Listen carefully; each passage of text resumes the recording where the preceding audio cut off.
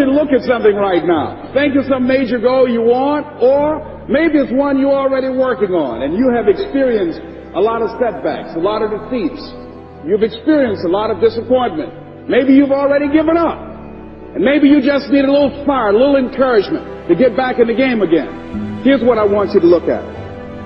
There are winners, there are losers, and there are people who have not discovered how to win. And all they need is some coaching. All they need is some help and assistance, just a little support. All they need is some insight or a different strategy or plan of action to make some adjustments that will open up the key to a whole new future for them, that will give them access to the unlimited power that they have within themselves. That's all that they need.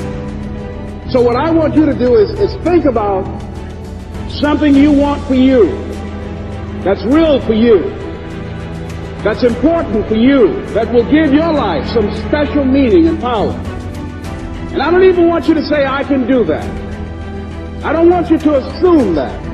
See, 5 years ago, when I started out in this area, I would not have been able to make the mental leap that I would be up to where I am right now. I don't want you to begin to just psych yourself out. No. I want you to be able to say something to yourself that will enable you to maintain a level of integrity with yourself. That when you say this, even when you face tremendous setbacks, it will be a benchmark to keep you in the game, to keep you moving forward and experimenting and readjusting your strategy and your plan of action, continuously looking for ways to win. So what is that something? When you got an idea you want to move on, you might not have the money, you might not have the education, you might not have the support or the resources you need. What is that something that can keep us going, that will enable us to act on our dream? What's one of those keys that will begin to help us to discover the secrets to our dream? Here's what I want you to repeat after me, please, with power and conviction. Say, it's possible. That's all I want you to do when you look at your dream. Just say to yourself every day, it's possible. Just say that every day to yourself, it's possible. Because what does that do? See, it begins to change your belief system. See, the way in which we operate, ladies and gentlemen, it's a manifestation of what we believe, what's possible for us. Whatever you've done up to this point, all that it really is a duplication, it's a reproduction of what you believe subconsciously that you deserve and what's possible for your life. Most people operate out of their personal history, out of their memory, things they've done, things they've experienced, things they've seen, things that they have observed. What I'm suggesting that you operate out of a larger vision of yourself. I want you to see yourself doing what you want to do, experiencing what you want to experience, having what you want to have, doing what it is that gives your life some meaning and value. Operate out of your imagination, not your memory. Because whenever you look at where you want to go, I'm wanting to warn you, you will have some conversation back here after you go through the data that you've experienced in life saying you can't do it. And so what you want to begin to do is ignore that inner conversation. Well, most people, ladies and gentlemen, when something happens to them, what they do is they begin to believe that that's the way it is. That's the way it's always been. And they can't see the possibility of it being any different. Example.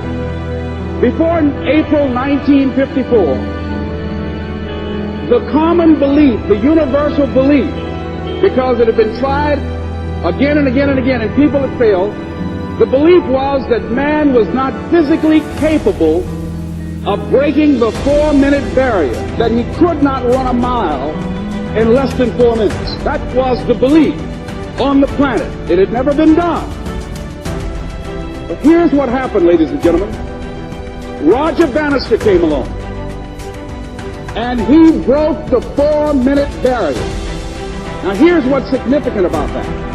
Since that time, up to this day, over 20,000 people have done it, including high school kids. What changed? 20,000 people, what changed? Here's what happened when they got on the track. They knew it had been done. And because they knew it had been done, there was a new belief about this barrier. about this goal that was unreachable.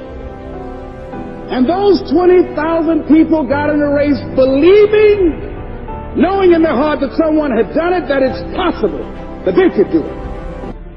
And I'm saying that if you know anybody that had some goal, some dream, something they wanted to do, and they did it, then I'm saying that you know in your heart that if someone has done it, then you can do it. It's possible. And that if someone can make their dream become a reality, that it's possible that you can make your dream become reality. And so as you begin to look at where you want to go, beginning to embrace that, it's possible. I'm blessed and highly favored. I've got a lot going for me. I've got some good stuff in me. And it's possible that I can bring my greatness out here in the universe. That I can do what I want to do. It's possible I can write my own book. I can have my own business. I can take the trip and travel around the world. It's possible. I can bounce back from adversity and reinvent my life. It's possible.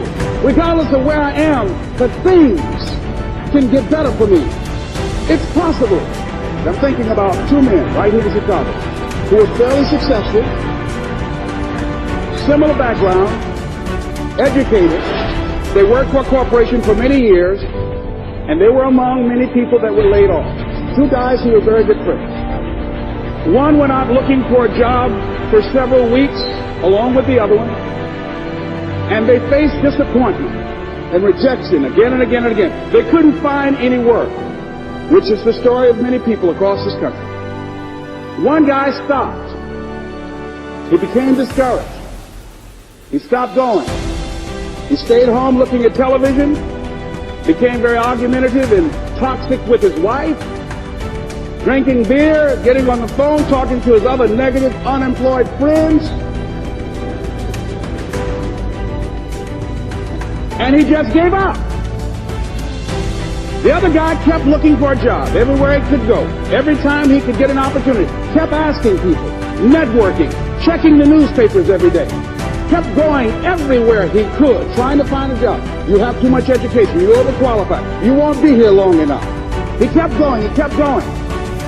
He went to a place and said, look here, I tell you what, if you can't hire me, and I know you can use my talents, abilities, and skills, I don't want to sit home and do nothing. Just let me do some volunteer work. You don't have to give me anything, all right? I just want to work. I want to be busy. The guy said, okay, it's on you now, but don't expect me to give you anything. It's okay. This guy came in and worked. He was the first one there. The last one to leave was the best employee there.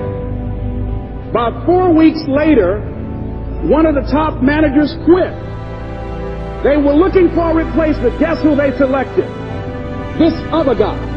This guy who was volunteering his time. He got the job. What was the difference between the two men?